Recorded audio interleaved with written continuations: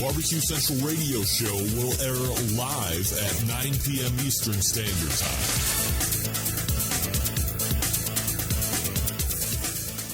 So to get that perfect barbecue, you use wood. Are you sure it's safe? Whatever. We put the lighter fluid on, strike the match, and... Oh, should we call the fire department? That might be a good idea.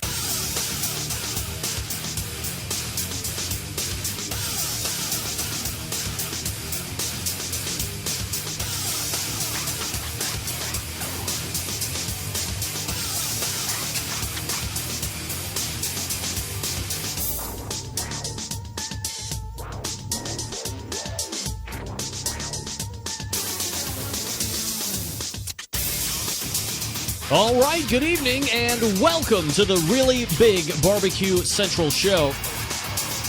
This is the show that talks about all things important to the world of barbecue and grilling. What did I miss? I'm your program host, Greg Rempe. Hold on, let me start again. Welcome to the Barbecue Central Show. I'm all jacked up. I got to start again. So to get that perfect barbecue, you use wood. Are you sure it's safe? Whatever. We put the lighter fluid on, strike the match, and... Oh, should we call the fire department? That might be a good idea.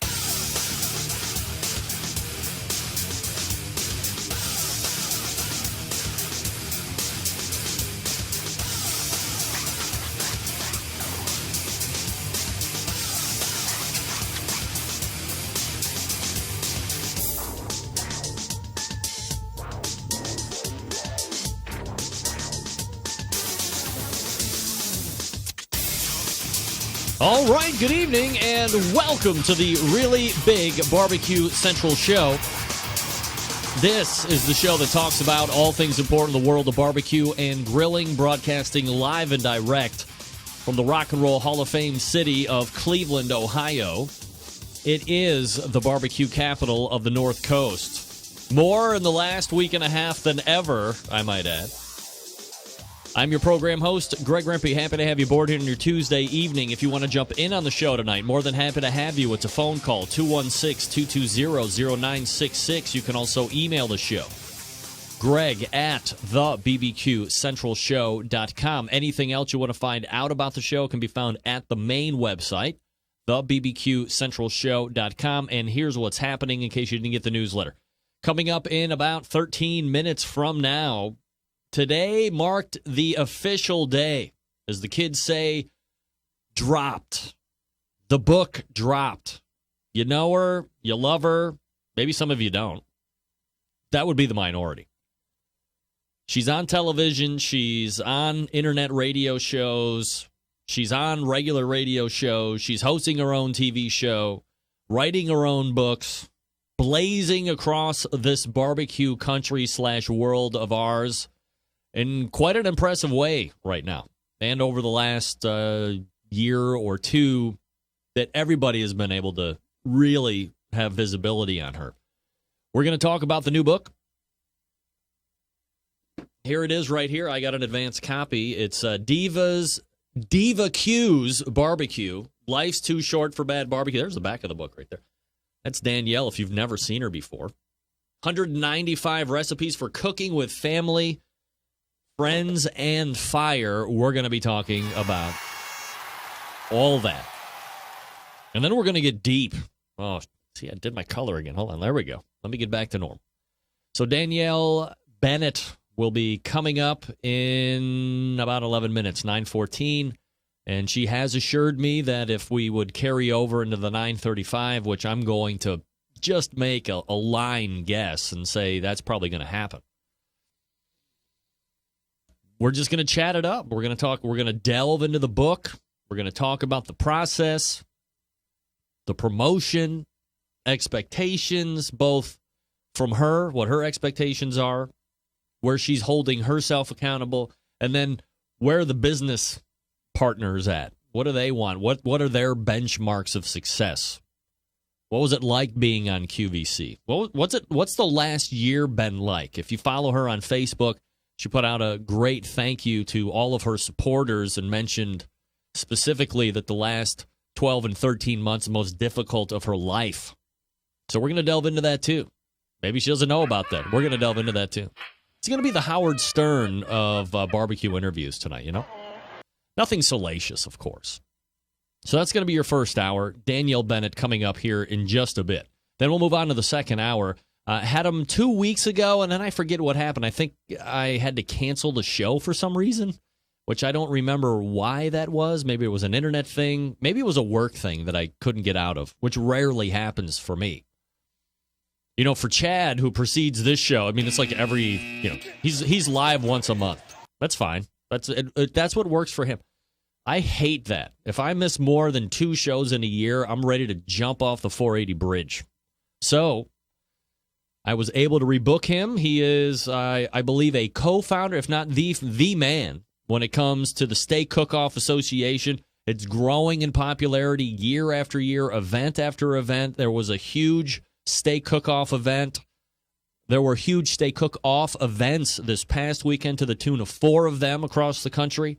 So we'll do a quick recap on those. If you're not familiar with SCA, we'll talk about the inception of that whole organizing body, what it's all about, how you can be a steak cook, how you can try your hand at that versus maybe getting into the competition barbecue scene, whatever. Brett Galloway will be joining me to talk about that. And then at 10:35, one of the legendary pitmasters that are still in teams that are still out there doing it at a very high competitive level, so much so that this past weekend in Springfield, Missouri, I think, they were able to notch their 75th grand championship of their career. The pitmaster of QOW, Mike Wozniak, will be joining me. And it's going to be kind of a fun segment with Mike. You know, we'll talk about 75, what it means to the team, both him and Beth. And then we'll kind of do a retrospective. What was it like when you started? How about 7, 8, 9 years after you start? How about now? How do you look at from when you started? How does it differ from when you started to what you're doing now? It wouldn't surprise me at all if Mike said, you know, aside from a few key things that you just can't not do anymore, we're pretty much running along the same lines. Now, that would surprise me from a number of other people if that was the case, but Mike just kind of strikes me, and I've had him on the show a number of times over the years. He strikes me as that guy that if it doesn't have to change and it's not giving you bad results or costing you a shot at winning a GC or an RGC, why change, right? So looking forward to that conversation with Mike Wozniak at 10:35. Danielle Bennett coming up shortly. Brett Galloway, SCA Talk, 10:14. Mike Wozniak, QOW, 10:35. 216-220-0966. The email, greg at thebbqcentralshow.com. Let everybody know the Facebook. Let everybody know via the Facebook or the Twitter that the show is on. Send them to my website for audio, thebbqcentralshow.com. Send them to outdoorcookingchannel.com/watch-now for the video syndication portion of this. If you have Roku or IP television, search the App Store for Outdoor Cooking Channel. Check that out. You can watch it right from your TV. Streams live on YouTube, as we all know, from last week with my parents calling in. And by the way, I did see somebody post on YouTube, and I just want to make sure I point out this because, I'm very myopic in how I look and how I think people think, which is like me. When I do the whole thing with my parents, first of all, my parents don't sound like that, right? I mean, they don't. They don't. You've heard my mom on the show a number of times. You've heard my dad on the show a couple times. They don't sound like that. It's my tribute, homage, my give back to a guy who I feel, in the talk show sense, has been very influential for me. Maybe you don't hear a lot of him and me, but I listen to him and how he speaks and how he interviews. And maybe after I say it, maybe you do find a little bit about him. But the voice is kind of a payback or a tribute to the king of all media, Howard Stern. Somebody dropped that in a comment on YouTube. Howard Stern called one of his parents back. I get it. So while the voices are like an imitation of what he's doing with his parents, the material is all mine. Lest anybody think the material is all mine. Howard has never done a bit where his parents call in talking about how they can't get his son, who is doing a show from the basement on YouTube. The comedy is mine. The voices are a tribute back. So, you know, if you think I'm ripping him off, I'm not. I'll own up to it like in a heartbeat. It's just a tribute to him. I mean, you're damn right I wish my parents sounded like that. Oh, that would be the best. Then I wouldn't have to sit there with a bullhorn and talk into the microphone like they're on a telephone. Give me a break. My parents wish they sounded like that, for crying out loud. I have, in as many weeks, times 3, breaking news. A BBQ Central Show exclusive news update. It's Greg Rempe at the breaking news desk here in Cleveland, Ohio, the Rock and Roll Hall of Fame city. As of last Thursday, when the first one came out, the second Tuesday of the month, guest on this show, the creator of Amazing Ribs, and I have put a deal together for a 90-day trial for me to do exclusive content via the Pit Club at AmazingRibs.com. So we've put together a Pitcast, that's the name of the show, at AmazingRibs.com that kind of mirrors the idea of the barbecue roundup, but we've made it a little bit more meathead-centric.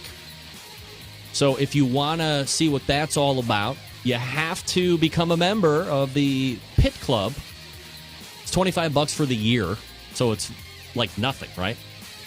But you get to hear exclusive content made for AmazingRibs.com by me. So if you like me, you're not a member of the Pit Club already, head on over to AmazingRibs.com and sign up. Again, $25 for the year. It's not $25 a month, $25 for the year. And check out the Pitcast. I got my own forum and everything. Episode 2 coming out Thursday. So look forward to that. Very happy to be in cahoots with Meathead Gold, AmazingRibs.com. Look, if you didn't know already, Big Papa Smokers is the one-stop online shop for anyone interested in barbecue. The number one dealer of Mac pellet grills in the world, Big Papa Smokers features a wide selection of American-made grills and smokers, such as the Old Hickory Ace BP, the Gateway drum smoker, even a drum kit that gives you everything you need to make a world-class smoker out of a 55-gallon drum. Big Papa's has made a name for itself in recent years by crafting an award-winning line of championship rubs. From flavors like Sweet Money to Happy Ending, they have had a hand in winning almost every major barbecue competition that takes place during the course of the year. And it's not just competition barbecue either. The rubs are so well known, they've been asked by a nationwide restaurant chain, BJ's Restaurant and Brew House, to have 4 of the 9 rubs featured on their permanent menu.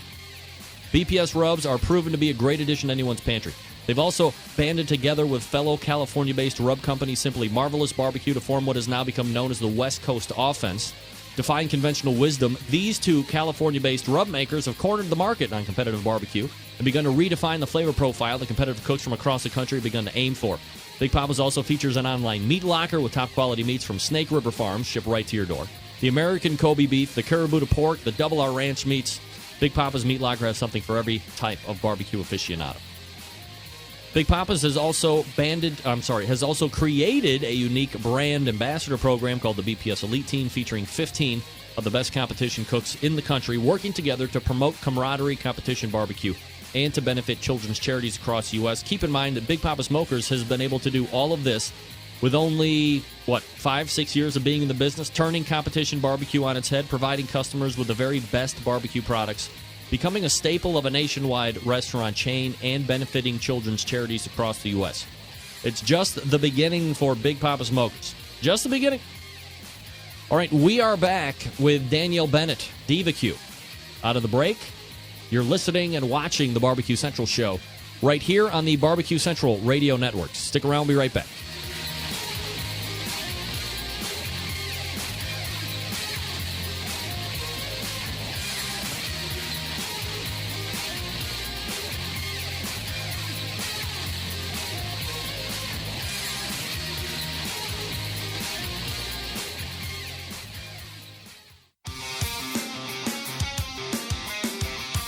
Broadcasting live from the BBQ Central Radio Network studios in Cleveland, Ohio. You're listening to the BBQ Central Radio Show. Once again, here's your host, Greg Rempe. All right, welcome back. This portion of the BBQ Central Show being brought to you by Sam's Club National Barbecue Tour. 31 cities, 500,000 in cash, eternal bragging rights if you win the whole damn thing. This coming weekend, the Sam's Club Tour rolling into Overland Park, Kansas for a local qualifying event. To keep up with the Sam's Tour, see where the next event will be, or to register your team to compete if there's spots left. Few, maybe. Visit kcbs.us/Sam's Tour. All right. My first guest tonight, a host of her own barbecue TV show.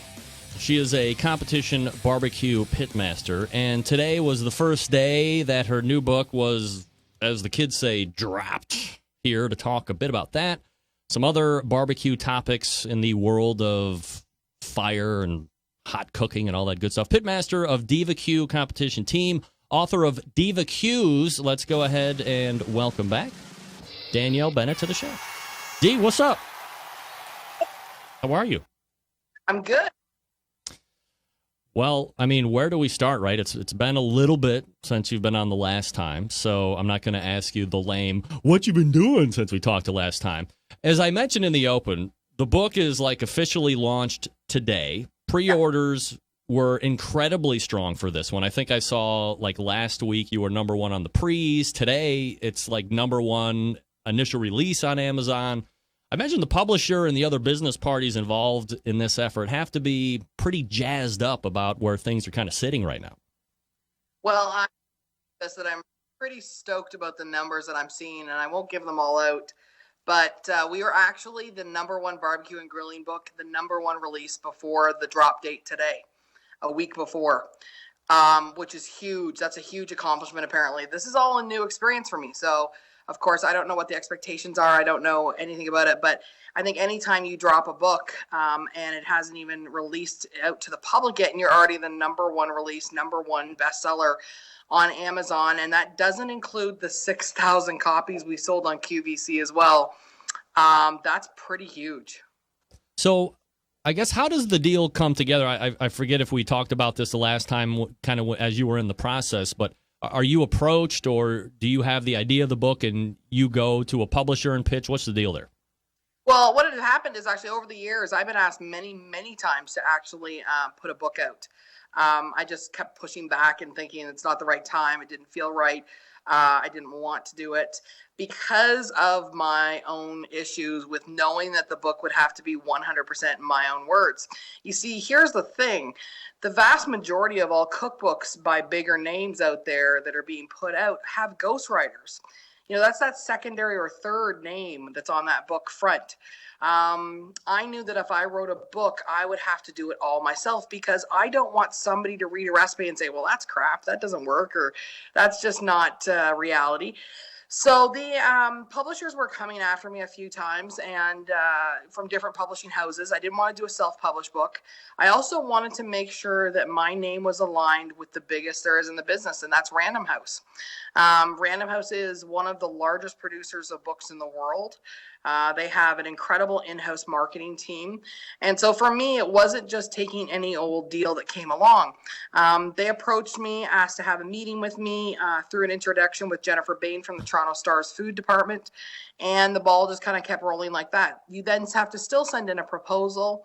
And then you negotiate a contract based on what they think your viable numbers will be. And it kind of goes from there. So you hit on a great term, viable numbers. You don't know them. You know that they're very reputable and they've put out 1 billion books and all. They don't know you aside from maybe what they've seen on the internet or on television. How is a viable number derived that everybody feels good about? Well, I think one of the things they take a look at is your reach, your impressionable reach. One of the things is that I have, as anybody knows, a very active social media. I am the world's #1 most influential woman in barbecue, and I have the stats and the numbers to prove that. My Twitter, for example, my Twitter gets 15,000 followers. However, we reach anywhere from 400 to 500,000 unique impressions every single month. That's a huge number. They take a look at things like that. They take a look at the fact that, we had a successful TV show for 3 years. They take a look at the fact that you're on the Food Network or you're seen as an authority. And then it's a guessing game. I think they make educated guesses as to how many copies they think the book will sell. I think they make the best decision at that time. And of course, then there's the money involved, and I won't talk about money, but, you have to understand that these books take a lot of time to do, a lot of writing. And I wasn't willing to write a book for chump change. I was willing to write a book that got properly compensated in my world. I think that there comes a quality content when you are working on a project that's real and maybe not such a fly in the pants kind of individual small book. I wanted this to be a book that people would refer back to for many years.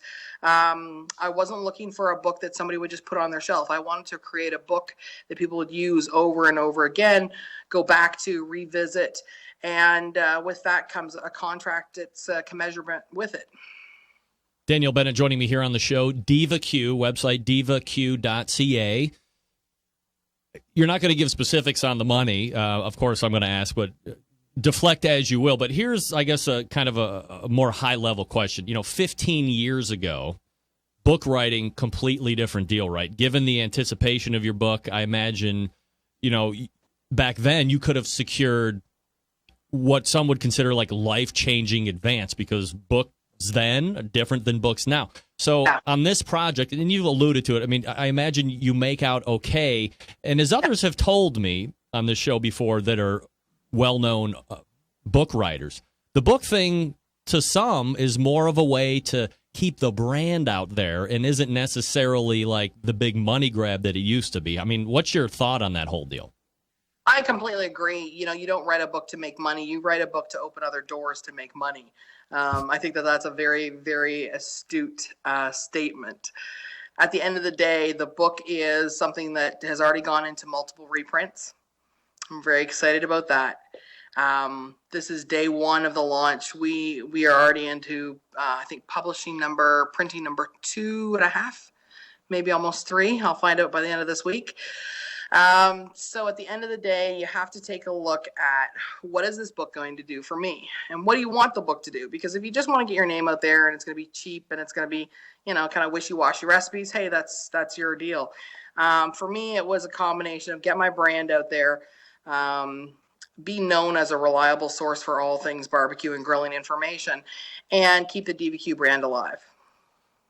In regards to an advance, is there a certain number that you have to hit in like gross sales, where once that number's triggered, there's like back end points or percentage of gross, or you get an extra amount of money or something? Like how does a book compensation work after the advance? Well, typically the book is divided into 3 components of payment. First of all, you receive an advance. That's upon book contract signing. That is to cover off, your time for that portion of the book. Then you have to submit a completed manuscript. You get another payment at that point. At the last day is the drop day, which is today, and you get your last payment until the book goes into reprints and or negotiable terms. Negotiable terms could be a lot of different things depending on your status, your much bigger names than me, can negotiate things like digital percentages and definitely back-end sales. So each contract is individual, but basically that's how it gets broken down into those 3 payments. So best case scenario for you on the first book effort? I'm in the middle of it right now, best case scenario. Yeah, right. So in the end, like, are you hoping to be like in a 7-figure range on this thing, or is it just like somewhere in the 6 figures? Like, what's the utopia here? I won't comment on those numbers, but I will say the more reprints, the better in my life. Absolutely. Danielle Bennett joining me here on the show, talking about the new book, BBQs. So talk to me about the writing process. If you're not going to tell me how much money you're making, let's talk about the writing process. Was it love, a labor of love, just labor? Like, what's it like for you? It's actually a combination of all of those things. It's 195 recipes, which is double the size of most books. In addition to the 195 recipes, throughout the book, there are things. There's that book, yay! There it is. There's tips There's you. called Savvy, because I wanted a value-added book. And what I mean by that is that I didn't want somebody just to have just the recipes. Just the recipes is great. So as you can see, this book has a lot of content. It's a great book. I'm very proud of it. But we have things like these little Q Savvies. And the Q Savvies are little tips and tricks to almost give you, it's either like another recipe or another version. So they're rather painful to write because, you forget a lot of things. I mean, I've been doing this for 10 years. There's a lot of different things I've done over the years. Most of the recipes I had some formation of already or I've already made in my backyard. The other thing is that, you have to write the charts that are at the front. And I remember getting into an argument one day with one of the editors because, they wanted an absolute chart of time. And that's a really hard thing to do for me because being a barbecuer and a griller, it's done when it's done. And, you can't say to somebody, well, here's an absolute time frame, because people are so used to reading absolute recipes that say, this roast will take 2.5 hours or whatever. Well, in barbecue, no, it doesn't work that way. There's so many different tangents and variables. So, I even put a disclaimer in the book, where, in all cases, use a digital thermometer. So, some of the writing process is absolutely painful. I remember one day whipping, and I mean whipping, the manuscript up against the wall, just out of absolute frustration, thinking this was the most painful thing I've ever gone through, because editors were asking 50 million questions that I thought were personally really obvious. But they were doing their great job.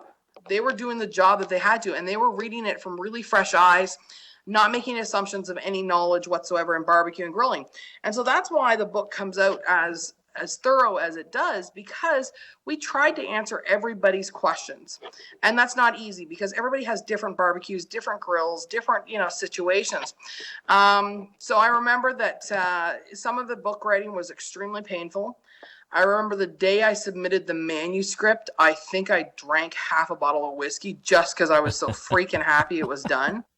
I remember thinking at some points during the book, I'll never do this again. I remember about a month in going, this was the stupidest contract I'd ever I'd ever agreed to.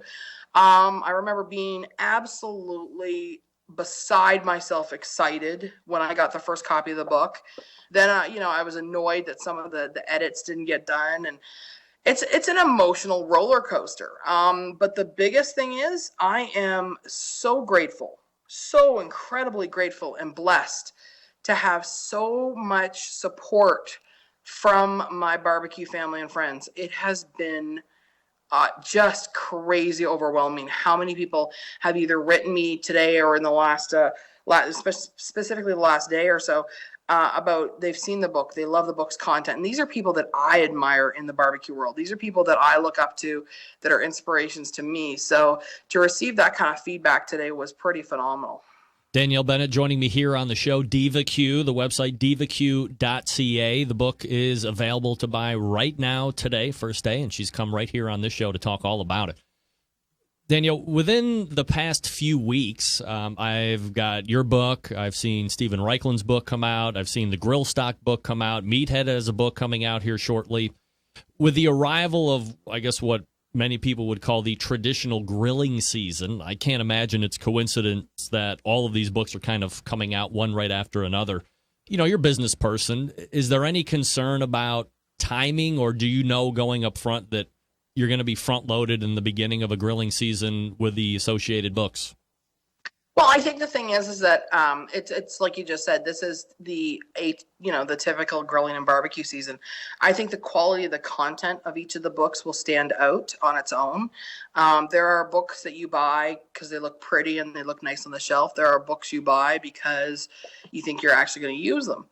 I think that there's room in the barbecue pool for all of them. I mean, I own probably a good 40 or 50 cookbooks myself that are all in some way related to barbecue and or grilling. So I have no problem with all these great books coming out. I mean, certainly Meathead's book is going to be phenomenal. He is so scientific based, and Stephen Reichlin, of course, he is a considerable author of great talent that has been doing this for so many years. At the end of the day, I make food for real people who really want to cook and grill and be happy in their backyards. So I think there's room for all of us.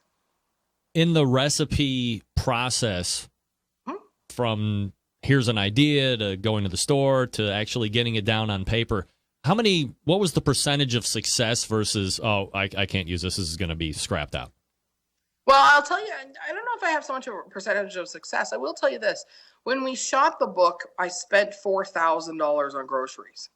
And tests and trials ahead of time, probably a good $3,000 to $4,000 addition to that. Wow. Most of my recipes are successful. There's very few times where I don't have something successful that hits the grill. Because at the basics, you have to understand how acids work, how salt will work, how heat will work, how oxygen and flames and times and meat proteins. So once you get the basics down, it's really about the flavor profiles. I mean, once you figure out how to cook, a pizza on the grill, well, then it's a matter of ingredients. Once you figure out how to cook a brisket and or a steak, well, it's all the things you can do to it. So I think once you have that basis of knowledge, which I do possess, you kind of go from there and you just make things that you think taste great. Not everybody's going to like every recipe in the book, but they're going to find something they love because there are so many kick-ass recipes in there that things that I have made for parties or people have asked for them repeatedly. At the end of the day, I think this is anybody who's followed me on social media or even my Facebook. That I am one of those typical oversharers because I post my dinner pics almost every single day about what I'm eating because I cook all the time. So I think that I've had actually minimal failures, but a lot of adventures in food. You can get it on Amazon.com right now. Is it going out into brick and mortar stores as well, or is it mostly like an online effort, or is it just going to be everywhere no matter what? It's going to be everywhere. It's already at, it's already at Costco in Canada. I believe Sam's Club is coming over the next few days. I know that Stone Barbecue Supply up in Lancaster, Pennsylvania got their order. I know that TraegerGrills.com is already selling their copies. The book is available to anyone, and it's out there. Do you have another book already, like in the shoot? Is it, when you signed the first book, was it contingent on like a multiple book offering, or did it have to see how the first one went in order to start going to 2 to 3 to 4?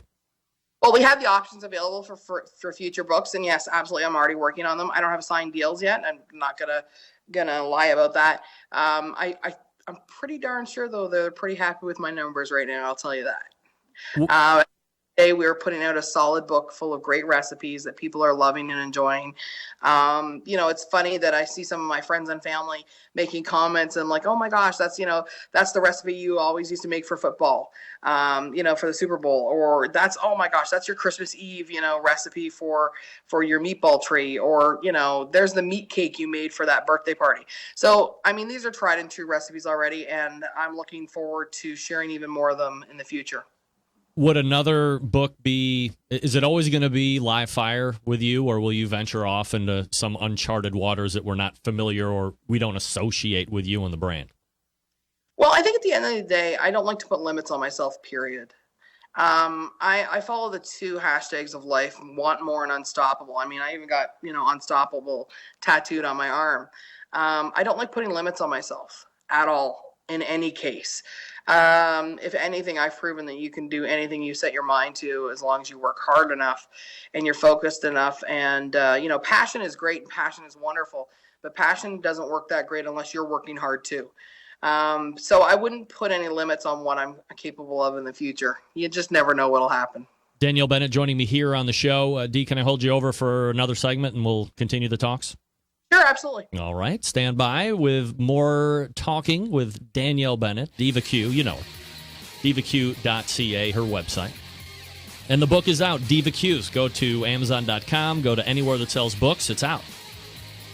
Let me talk to you for a few minutes about the longest-running sponsor of the show, located in Warminster, Pennsylvania, the good folks over at the Barbecue Guru. If you've been thinking about automatic pit temperature control technology for your cooker, stop here. They created this technology. Why are you going to buy from anybody else? I don't know. If you're not familiar with how they work, imagine a product that allows you to set a pit temperature in one set, keeps it running throughout the cook at that temperature. Sound too good to be true? It's not. You can take advantage of this technology right today because, look, maybe you're a busy working professional like me, or you're constantly on the run with the kids doing errands, and you just don't have the time to set around and tend those pit temperatures. I get it. The Guru allows you to set a pit temp, and it keeps it running all the way through the cook. So now you can throw on a couple slabs of ribs or a pork butt or a brisket or all of that, set the temp, and boom, you're free to go, do whatever you need to do. The Guru has your back. Number of different models to choose from. If you're a big gadget person or you don't like to get out of bed in the middle of the night, attach your smart device to the CyberQ Wi-Fi and monitor the temperature of your pit from your phone or your computer or your tablet or whatever. And if you're cooking too fast or too slow, you can actually make pit adjustments right there. And you can monitor the internal temperature of the meats that you have cooking. CyberQ Wi-Fi actually has the potential of controlling 2 pits at once. Now, on the other end of the spectrum, you have Party Q, about $149 or so. Self-contained, goes from a bullet-style cooker to a kettle-style cooker to a ceramic-style cooker, runs on AA batteries. It's like the cruise control for your pit. Doesn't get any easier. It's 5-degree increments. Set it and forget it, to coin a phrase. Here's what you want to do. Go to the BBQ Guru's website, thebbqguru.com. Check out their products. And if you have any questions about what to order, don't guess. Call them. Ask for a sales associate. They will make sure you're outfitted with exactly what you need to get you up and running right out of the box. Again, the website, thebbqguru.com, and the number is 800-288-GURU. The Barbecue Guru continues to be a breakthrough in barbecue technology. We are back with more BBQ talk right after this. Stick around. We'll be right back.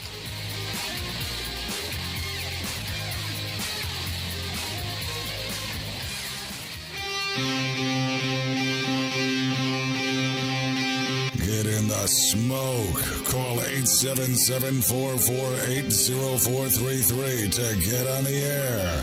Now, here's your host, Greg Rempe.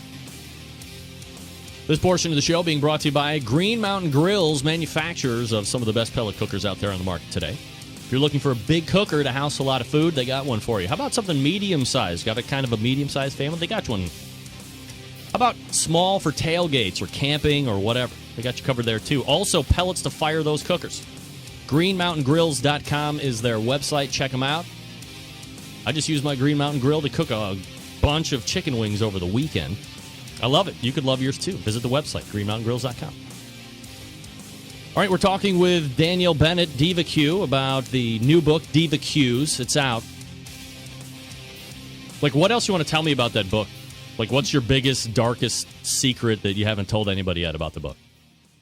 I think I've told just about everybody anything about the book. I think it's full of delicious goodness. I think it's for people who actually know how to cook.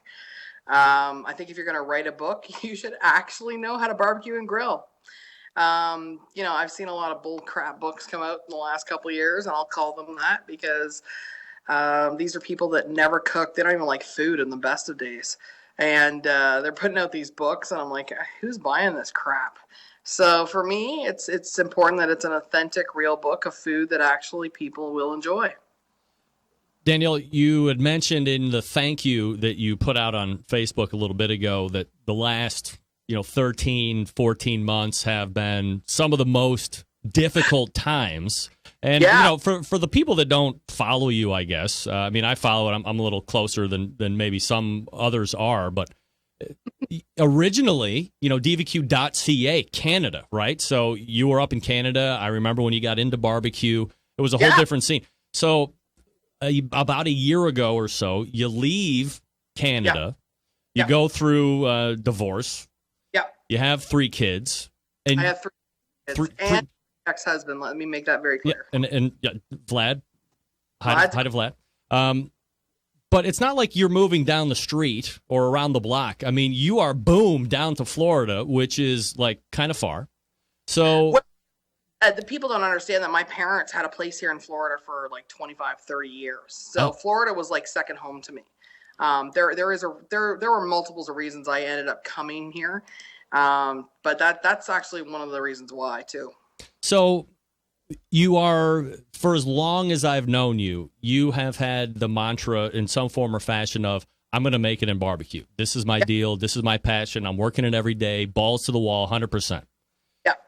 Does being balls to the wall 100% in some way cost you the marriage portion of where you were at that point?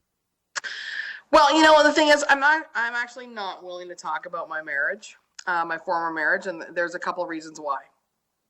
First of all, it's out of respect to my children. Secondly, it is respect to my ex. One of the things is that I think it's an extremely poor taste when people disparage their ex publicly. Because at the end of the day, that is my father's children. He is a good man, and they will always have someone to look up to. So I will say that anytime you enter a very passionate career, there are challenges. But I am not about to put my marriage or my former marriage on public notice, other than to say that my children live in Canada. I fly them in regularly. I fly up there regularly. I talk to them multiples of times every day. I'm very grateful for technology and Skype, and the fact that, I have these great conversations. And also, I think the fact is, if I was a guy that did it, nobody would question it. But really? You think there's a sexist double standard there? Absolutely, because anytime a man leaves a marriage, they're never questioned, ever, not ever. But it's no different in barbecue. It's so funny is that I can be in a store and I'm, somebody will ask me a question, and I'm asking a question about the thickness of the metal or how the oxygen works, and a service person will look at me like I've got two heads and ignore me.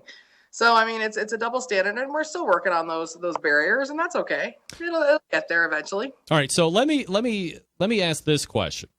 Yep. Because now I'm seeing it in the chat room. Do you think...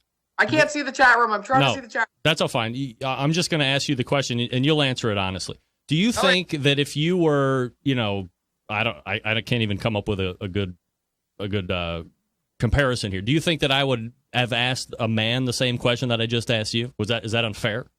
I think that's pretty accurate. Yeah. I think that most times that men, when they end their marriages, it is what it is, and that it's all what it all is. They move for their careers, and things unfortunately sometimes have to change, or their passion change, and they're not typically questioned about it. But at the end of the day, I'm a female who has their ex, as the primary caregiver. So yeah, I'm a little unusual still in the eyes of most people. But do you think that I wouldn't have not asked a man that? Oh, Craig, you would have asked anyways, always, anybody. You have always asked 5 million questions. But I think in the general public, yeah, it's pretty typical. All right, so let me ask you this. Given the success of the day and everything that's happened, is there a little bit of you that is still like, man, I would love to have everybody around me just for a little bit of celebration, or because of that technology that you just mentioned, it almost doesn't matter. There are no borders, and there almost is no distance. Well, I think that there's still those moments, where yeah, absolutely, I would have loved to see my kids today, but I'm not going to pull them out of school until I'm going to get them in like 2 weeks. So yeah, there's those moments where you want to give them a hug or whatever, and then there's moments where my daughter Ella, who is just so kick-ass, as is Gabe and Lexi, will, like today, we were literally just on Skype a little while ago, and she'll turn to me and say, Mom, I am so proud of you. You rocked it out. And that, to me, my kids are proud of me. At the end of the day, my kids are proud of me for working hard and trying to have a career in something that is not typical for a female, and certainly not typical for a Canadian. My kids are proud of me. I've got a tight circle of friends. My squad's pretty close. I don't give a rat's ass what anybody else thinks at that point. I work hard. Anybody who knows me knows how hard I work. And the opinions of those people who are just out to disparage me don't matter. Your kids know you, and your kids know you've been a great model of putting your mind to something and achieving and achieving and achieving. And it's not, certainly there's luck with anything you do, but by and large, it's passion and hard work, as you said. And I know many experts across many different businesses and market segments that will say, hey, without the hard work, you can't just expect something to fall in your lap. So yeah. You're showing them this. Do they, do they understand, who you are, and do their friends like, hey man, your mom's BBQ, and that's awesome. Like, do they kind of understand that whole celebrity aspect of it? Yeah, they do. They've gotten it because, we've been in airports before together, and that's happened. We've been sitting down at dinner, and it's happened. We've been in a grocery store, and it's happened. My daughter is like, I haven't seen your book at Costco yet. I'm going to check it out next week with Dad. All right, great. And certainly, there is a level of respect there, even from their dad. They're, when they're up and doing that, they went to Mexico with him just a little while ago, and we're chatting every day on thank God for technology once again on Skype every day, and their dad's sending me pictures of saying, hey, here's what the kids are doing today, and I'm all proud of them, and so it's a lot of communication back and forth so that they know what's going on in my life, and I know what's going on in their life, and I know at all times what they're doing, and they know exactly what their mom is doing. Ella checked out, Amazon today and said, holy crap, you did it again, Mom. You're like #1 bestseller. That's awesome. I'm so proud of you. Come on, there's nothing better than your kids, when your kids tell you that they are proud of you. Nothing's better than that. But you know what? I think that there is, I know a lot of people were asking me about the name change. There was a lot of discourse and discussion about that. I got some really lovely hate mail. That was fun. I've got really broad shoulders, and there are days it gets to me, but the vast majority it doesn't. I have nothing left to prove to any of these guys. So, I mean, what is anybody writing about whether you have Domofsky or Bennett as a last name? Like, where does that weigh into anybody else's life but yours and Vlad's? Exactly. So at the end of the day, one of the things I've always laughed, I'm like, I don't think that has anything to do with my barbecuing skill set. So I don't really care what you think. I'm in a wonderful, amazing relationship with someone who I love with all my heart. I only wish the best for everybody that in my life. At the end of the day, I say to my kids, be kinder than you need to be, because people need a lot more of that. There's enough bullshit and crap in the world that I don't need to be a part of. Put your nose to the grindstone, work hard, give your best effort every day, and hopefully, sometimes the stars line up and things are a success. Do you think that you're kind of like a relationship person? You were married a long time, you're in a relationship now. Could you have seen yourself, in between, where you just were like, hey, it's just going to be me, I have some friends hanging on, but I'm just going to go full bore? Or do you like to have somebody around you to be able to share stuff with? I actually didn't think I was going to be in a relationship for quite a while. And I, went out on a blind coffee date. Ended up being the best thing in my life ever. So you know what? I think you just need to be open to whatever life throws at you, because, there's been a lot of stuff in this last year that I did not expect to happen. There are a lot of opportunities personally and professionally that I didn't expect to happen. At the end of the day, it is your life to live. We're not on a practice run. It's not a trial run. So in all honesty, who cares what anybody else thinks? It's your life. I don't think you need to play by anybody else's rules but your own. As long as you're a kind person, you're thoughtful and considerate of your friends and your squad, who the hell cares about what anybody else thinks? The book is out. What's going on with the TV show? TV show right now is not in existence, unfortunately. Which is really sad, because we were so well rated. And, it's a funny thing with TV. We had this incredibly high rated TV show, and the originating network decided to go with a completely different digital format. And unfortunately, they went to an all sci-fi / paranormal network. So we weren't canceled, but they just didn't have a home for us and about, I don't know, I think it was like 30, 40 other programs. So somebody else could come and pick BBQ's, barbecue crawl up in the future. It hasn't been canceled. There's still a possibility of that. This year I wasn't too concerned with it. With the book and everything else going on, I was actually kind of grateful not to have to go out for 9-10 weeks and film. I did a Food Network judging segment for the Kids Q Championship, which I think is pretty awesome. I love doing that. There's a couple other opportunities that are coming down the pipe that I can't talk about right now. And, I don't think it's the last you'll see of me on TV. How about that? Good enough for me. I mean, I would imagine just because one network decides to go completely different, that doesn't make you available. If the show does that well, I mean, somebody's got to pick it up down the line, I would imagine. But we both know that guy, John Marcus, who's seen a lot of barbecue television and has had, one story after another of, hey, it's a success. Hey, we're not on anymore. I'm not a part of it. I'm back into it. I mean, it just seems to be quite a whole different niche that if you're not used to it, it's hard to put your head around, I guess. Yeah, TV's a really weird little world, and I don't play the game very well because I don't bullshit very well. As you know, Greg, we have been friends for many, many years. I call it like I see it, and I don't kiss a lot of people's asses either, and so that's not that good for TV. I don't believe that I need to kiss somebody's ass if I'm already working hard and applying myself. So I don't play the game very well, and at the end of the day, I could sleep at night. I'm good with that. Once again, you did say, as far as the Food Network's Kid Q Championship, yep, you're going to be a judge on that. Yeah, I got the opportunity to be a judge on one of their episodes. I was so inspired by the kids that were cooking on that show. Gosh, our barbecue future is looking bright if these kids keep going. They are just amazing, beautiful little people that could outcook most of us. Is this the generation? I think whatever the millennials are, and they get bashed quite a bit about being pretty non-self-sufficient, and if mom or dad or whoever wasn't there to create meals for them, they would probably waste away to nothing. Is this a generation that picks it back up and is going to be a little bit more domesticated when it comes to the cooking? I think that's a great commentary. I mean, here's the thing.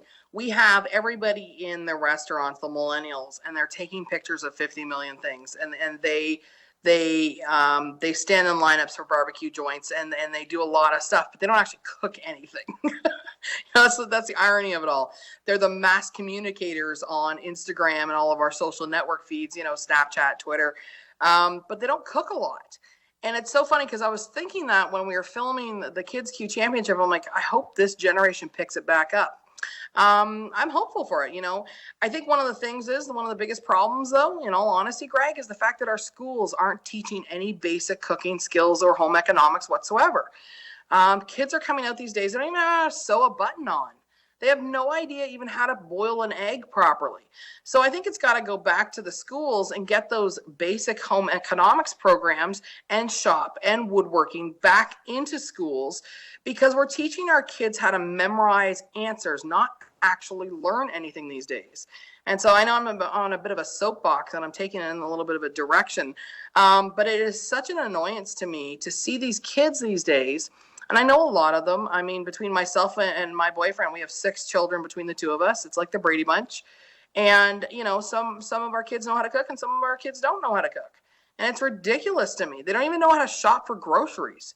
So I think that I'm really hopeful that maybe the future politicians and educators that make those decisions will, hopefully decide that our children are worth investing in and for some actual practical education. Not this bull crap, weird ass math they're learning and everything else they're doing right now. And give them some cooking skills again and some real life skills so that we have a generation that's not just snapping pictures of food, but actually making it.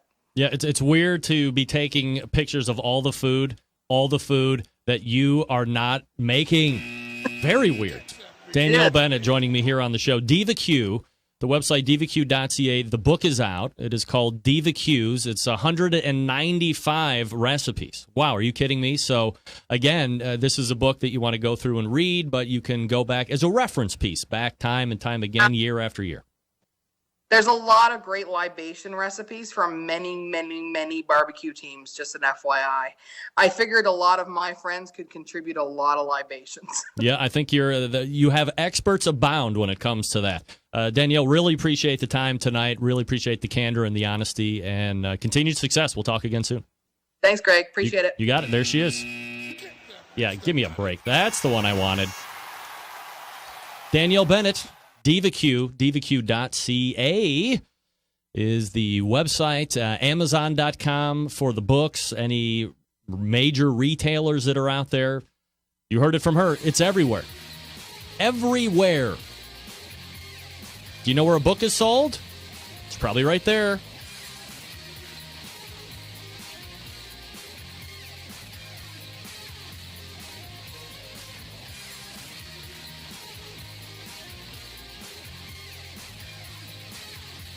All right, folks, let me talk to you about the Chops Power Injector System. The 2016 Barbecue Tool of the Year, the 2015 Barbecue Tool of the Year, 2 years in a row. Look, sometimes products are out, a lot of hubbub, they win an award, and then like a flash, boom, they're gone, right? The Chops Power Injector System has legitimized itself as a real tool, something that you are going to want to get, period. I was going to say get with, but just get it. BARBEQUE, barbecuekansascity.com. If you're somebody that is continuing to inject your briskets and your pork butts and your chickens or whatever, well, maybe chickens you can still do with a single needle. But the big stuff, why are you suffering with incredible amount of inefficiency? One needle? With the Chops Power Injector System, you got 3 different kinds to choose from. The half gallon, the full gallon, or the electric. Now, the half and full gallons are holding tanks under pressure. 4 needles. You can do 10 pork butts in the time that's going to take you to do 1, right?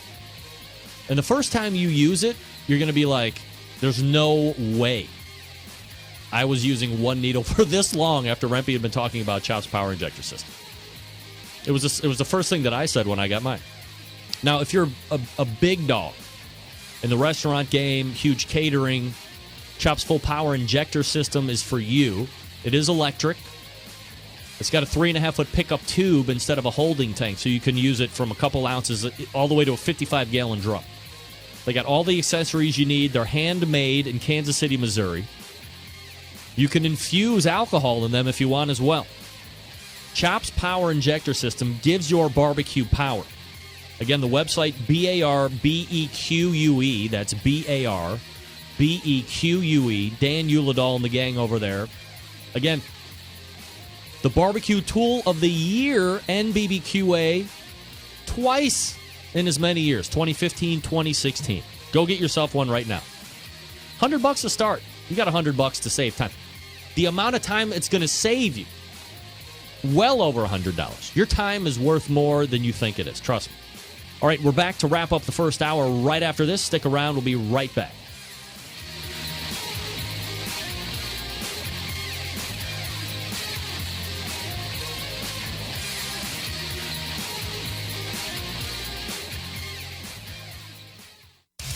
Big name interviews, advice on cooking brisket and ribs, and the only host willing to share his honest opinion on all things important in the world of barbecue. It's the Barbecue Central Show.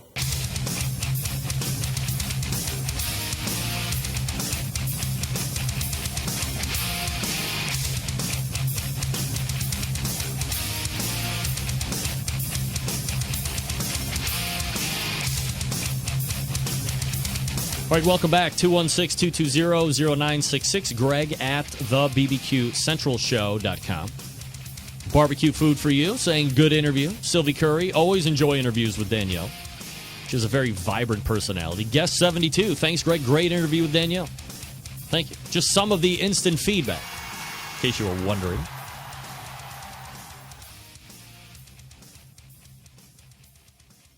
I do appreciate her candor and openness, of course. I guess I tend to agree. Again, when I go back to myopic state of everybody should think like me, if a, and again, I can't come up with an equal comparison because I don't know anybody like I know Danielle coming from. We kind of were in barbecue together many, many, many years ago. It's funny how time flies. But to see her come from where she started to where we're at now, I don't have an equal comparison to that. I don't have a career chart. Now, if Danielle was Dan, and that was his path that he took, I'm asking the same questions. I am. But I guess I can see from a traditional standpoint where, she leaves, it's a big deal. Or the marriage dissolves, and it's a big deal because she's a woman and she's the face. And if it's a man, double standard. I get it. That doesn't mean I'm not going to ask, man or not. Well, I guess that would be a woman. All right, I totally blew through the outro there, so stick around. We'll reload for the second hour. We cook because we have to, and we grill because we want to. Hit me! Fine, how you doing? You have a great show. I'm a big fan. Boing. So what seems to be the problem here? This man looks like he's dead, and he's in the crackle. Sean Bono! It's all about the Sean Bono, dude! Succulent fish, what? He ate 54 wieners. Oh, listen, Liberty, it's a shit face. I'm shaking like a dog shit pea seed. We have top men working on it right now. Top men. All right, now we're in the second hour. How about that? This is the Barbecue Central Show. We talk about barbecue and grilling-related fun stuff here. 216-220-0966. Greg at thebbqcentralshow.com if you want to jump in tonight. More than happy to have you. You want to weigh in on the Danielle Bennett interview? Go ahead. Love to hear what you got to say.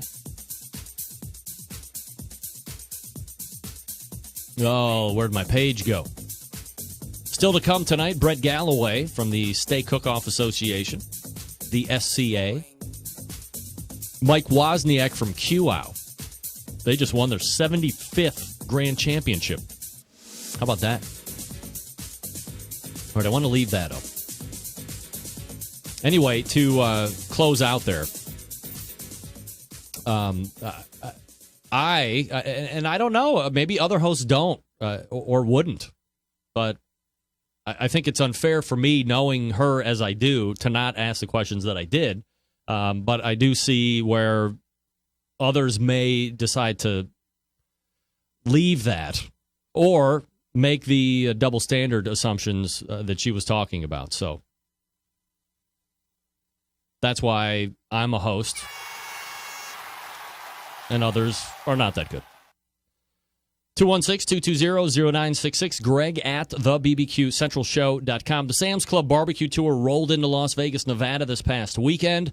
This was the first regional final that feeds the top 10 teams into the Bentonville, Arkansas National Final a little bit later this year. The top 10 teams moving on. Grand champion with a 695.4. Sponsor of this show, Big Papa Smokers and Sterling Ball. Whoa! I'm going to get back to Sterling Ball here in just 1 second. Reserve Grand Champion, Smokin' Moe's Barbecue with a 694.2, so pretty close.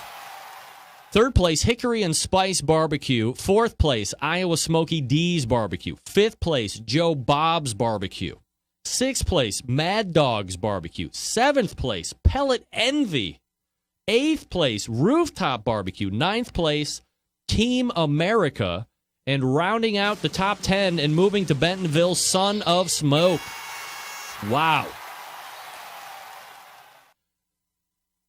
I can sit here and tell you legitimately that more than half of that field advancing to Bentonville has a really good shot at winning the whole damn thing. Are you kidding me? Big Papa Smokers, Iowa Smoky D's, Joe Bob's, Pellet Envy, and Rooftop Barbecue? And Smokin' Moe's? What? That region is unbelievable. Those 10 finalists got to be some of the strongest region finals ever. That's a huge region that is being sent to Bentonville. Others are looking on with bated breath. Oof. That's going to be a tough. The next Sam's Club barbecue tour, again, will be this coming weekend, 4/23, in Overland Park, Kansas.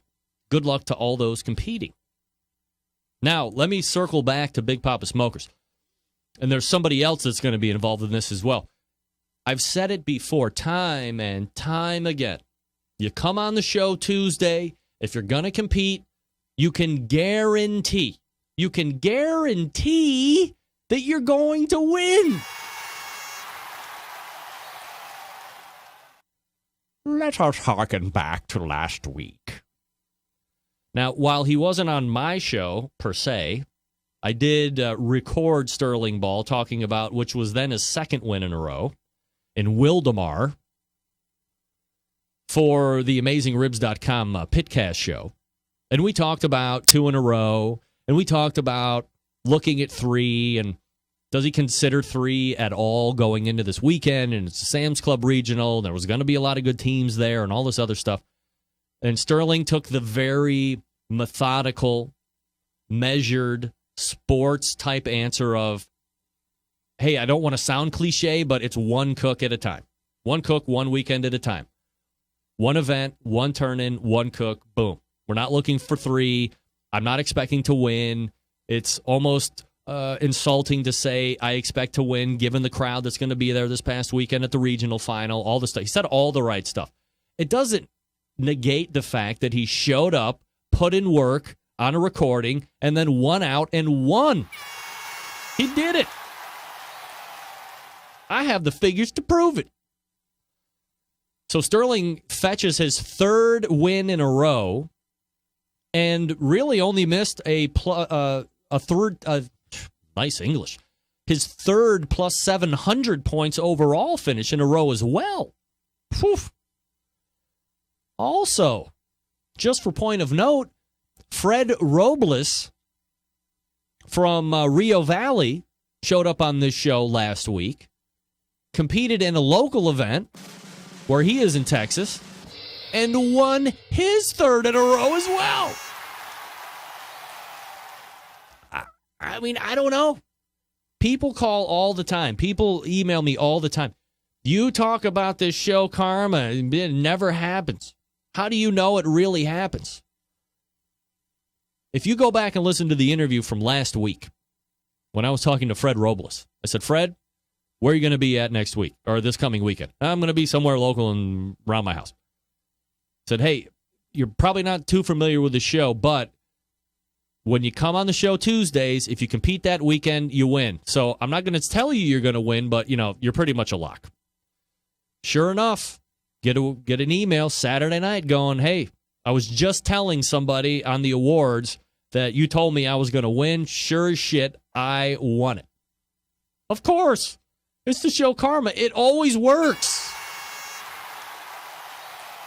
If Danielle is competing this coming weekend, guess what? She's going to get grand championship. It just happens. I don't know if she's going to be competing. We didn't get into that. But if she is, she knows she's a lock. It's fine.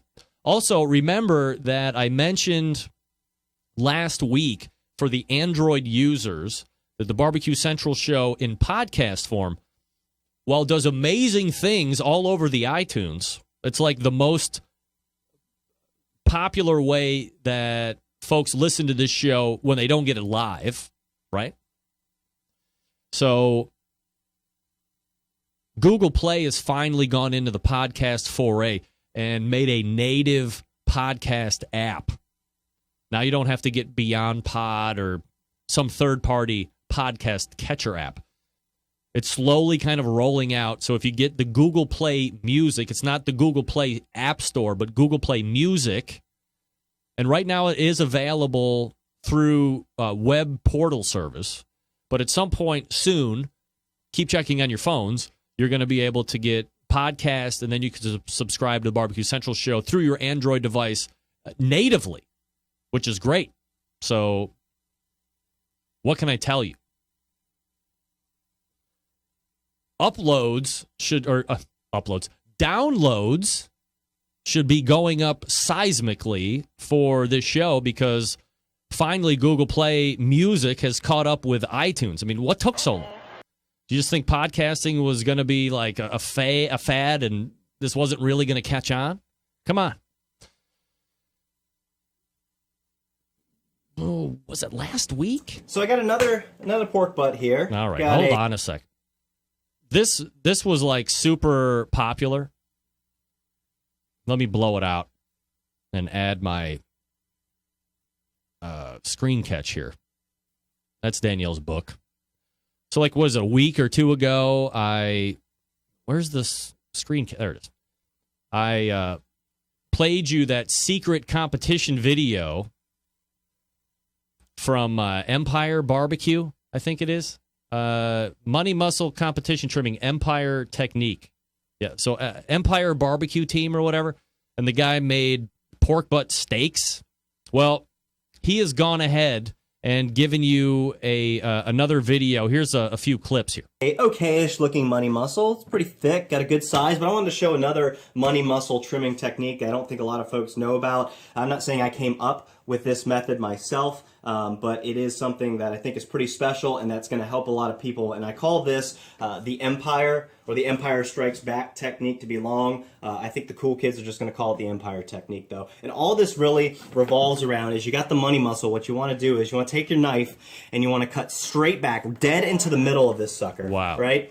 And you're just going to fillet it in half. You're going to open it up. So you got money muscle here. Look at that right there. And then you got money muscle here. Right? And then just like at the beginning of Empire, you get a bottle of sriracha and you pretend it's Luke Skywalker and then you pretend that the pork butt is a tauntaun. You cut that sucker open like Han Solo and then you just shove Luke in there to kind of rest and stay warm. Now, we're not seasoning with the sriracha. No. It's just kind of hanging out and giving just a nice curvature to it and also keeping it nice and safe. And Warm then the final guts. key to the Empire technique is you get a bottle of Jim Beam. You let it sit there staring at it, kind of in an awkward, weird, kind of like strange uncle way. And then the only thing that kind of caps it off is you totally have to rock Mickey Mouse Clubhouse for at least 2 versions of the song. Yeah, and you can even get some string and kind of tighten this up.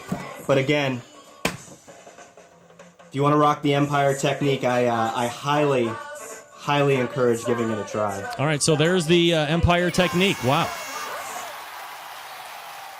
I don't know which one would get you disqualified quicker, cutting out or doing the tauntaun technique. Tauntaun technique? I remember that, man. In Empire Strikes Back, that was like a beautiful yet scarring moment of my life. Seeing Han Solo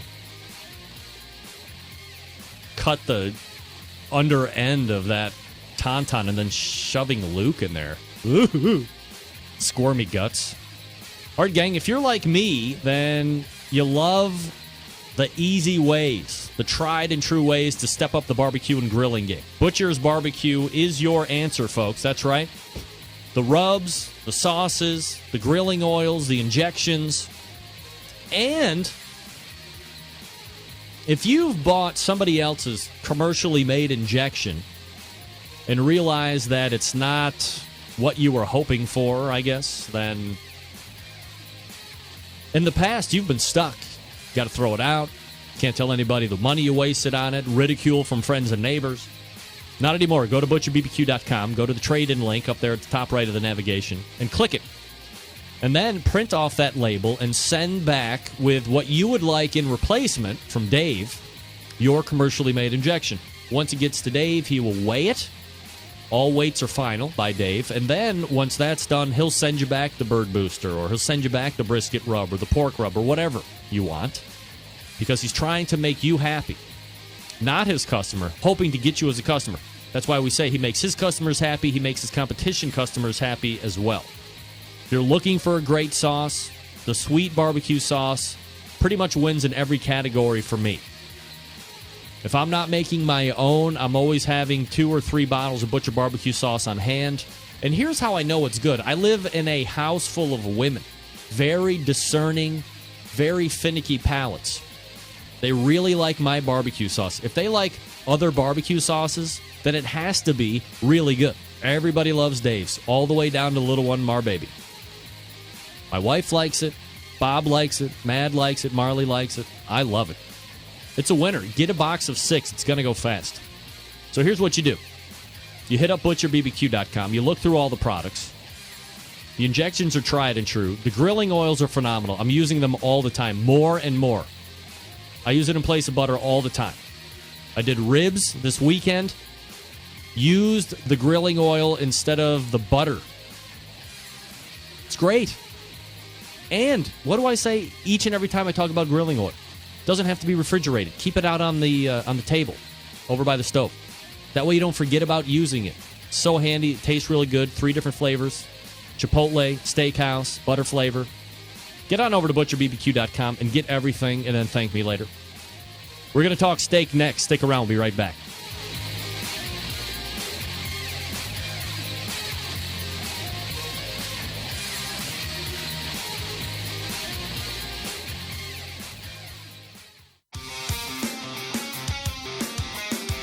Broadcasting live from the Barbecue Central Radio Network studios in Cleveland, Ohio. You're listening to the Barbecue Central Radio Show. Once again, here's your host, Greg Rempe.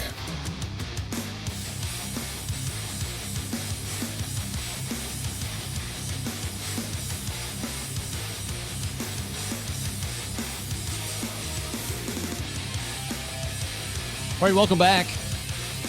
This portion of the Barbecue Central show being brought to you by cookinpellets.com, your number one source for quality wood pellets for all of your pellet-driven cookers. Visit Cookin Pellets, C-O-O-K-I-N, cookinpellets.com to purchase. You can also buy at amazon.com. Download the Cookin Pellets app. It will alert you when Amazon has ridiculous shipping prices so you can save even more. Their blends are great, not voiding any warranties. Don't worry about any of that. Forget it. All right, one of the fastest growing segments right now in the competition world of food is barbecue, yes, but is also the Steak Cook-Off Association. And joining me now is Brett Galloway. Brett, how are you, buddy? I'm doing absolutely great. I can't hear you at all. What's going on? Oh. That might be it. All right, buddy. You there? Yeah, I got you. All right. Sounded good. Brett, appreciate you joining me. So, big weekend this past weekend in regards to number of events. You had 4 big ones, right? We did, yeah. We had 4 events this weekend. We were in Linden, Texas. We were in Fordyce, Arkansas, Wichita, Kansas, and then we had one in Hoofddorp, Netherlands. So you literally won international this past week. We were international, yes. We have a rep over there that runs those events. I'll get to go back in about 15 days. Not that I'm counting, but we're going to be at the Tony Stone Slow and Low over there. How many events have you sanctioned off domestic land? We had 3 events last year. This is the first this year. We expect 6 this year. 7, actually, if you count Canada. All right, so before I delve a little bit more into the international stuff here, let's back out a little bit. For the folks that might have not heard our first interview a handful of months ago, talk to me a little bit about Steak Cook-Off Association. By the way, the website steakcookoffs.com, if you want to check it out here while we're talking. A little background about how it came to be, why you thought it needed to happen, and then we'll talk about some of the past events and upcoming events. Okay. I was a competition cooker, and I started in cooking steak cook-offs, and I fell in love with it. It was very interactive with people. I'm an old restaurant manager, so I just like the interaction with people, and I thought I could cook great, and evidently I didn't cook as well as I thought I did back then. But, we started picking it up. We started touring around. Back 3 years ago, there's only about 9 cook-offs in the country, and the rules were different everywhere we went. So we decided to let's go ahead and start something and see if we can't grow this a little bit. And we started with 1 event and thought we had great ideas, a little off on a couple of them, but the majority were improvements, and we went from there. And last year we had 17 events. 2 years ago, last year was 47 events, and this year will be 75 to 80, with 6 or 7 of those being in Europe. I just booked another one yesterday in the Netherlands, so it's growing. Talk to me about how the competition actually takes place during the event. Okay, they're one-day cook-offs usually. Sometimes we'll do a Friday night event, like with a KCBS or an IBCA. It helps get people out of the motorhomes. They get around the grills. 3 to 5 more people go home happy because they got a check. They get the spirit of competing. And then our regular cook-off is normally a Saturday event. Generally, teams will set up between 8 and 10 in the morning. They'll have a cook's meeting at 10. We do a steak selection. In SCA, the steaks are provided by the promoter. That way, everybody's cooking the same steak. You don't have a guy that can only afford to select competing against a guy that has a Wagyu brisket out there. The guy has no chance. So all of our events use 16-ounce boneless ribeyes, choice and above. And so we'll do a steak selection. 1 o'clock, we turn in our ancillary category. Could be wings, burgers, margaritas. We've even done carne asada. But 3 o'clock's the main event. Steak is turned in. And then 4:30 or 5, we're doing awards. By 5:20, you're driving home. So it's a one-day event. Brett Galloway joining me here on the show, Steak Cook-Off Association. Again, the website steakcookoffs.com. Is there a guideline or a rule of finish temperature that the steaks have to go to, or are you getting a range of finish temps? We ask them to cook at medium, which is a warm pink center. And I know most of us don't cook medium at home, but it's the easiest to judge against, that warm pink center. We have a picture that we show the cooks at the cooks meetings, and then we also show that picture to our judges at the judging table. So they both have the same reference of what goal they're going after. When they cut into the steak, if it's not meeting that picture, are they DQ'd? No. You grade it up or down points-wise on it, but we don't disqualify anybody on it. Is there a potential to be disqualified for something during the cook? We've only had a couple, and it's usually we had one disqualified because he used a metal pin to hold it together, and when we cut it in half, I know I guess his ribeye was curling off, but anyway, he got disqualified, and then we had to disqualify one guy because he was 5 minutes late turning in.